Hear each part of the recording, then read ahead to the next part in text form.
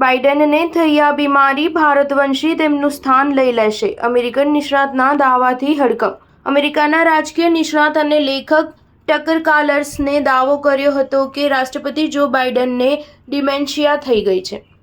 ટકરે મેઇનસ્ટ્રીમ media પર દેશના લોકોથી આ તથ્યને છુપાવવાનો આરોપ લગાવ્યો હતો. તેમણે દાવો કર્યો હતો કે ડેમોક્રેટ ટૂંક સમયમાં જ બાઇડનના સ્થાને કમલા હેરિસને અમેરિકાના રાષ્ટ્રપતિ બનાવી શકે છે.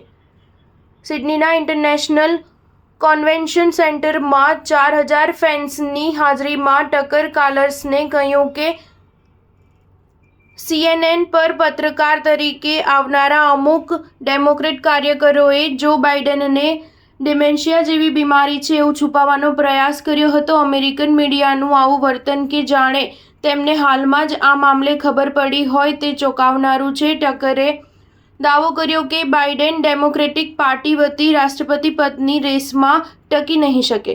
અનેક મીડિયા સંસ્થાનોની ટીકા કરતા ટકર કાર્લસને કહ્યું કે કાં તો તે ખરેખર મૂર્ખા છે કાં જુઠ્ઠું બોલે છે. તે બેઈમાની કરે છે, સાચી વાતો છુપાવે છે.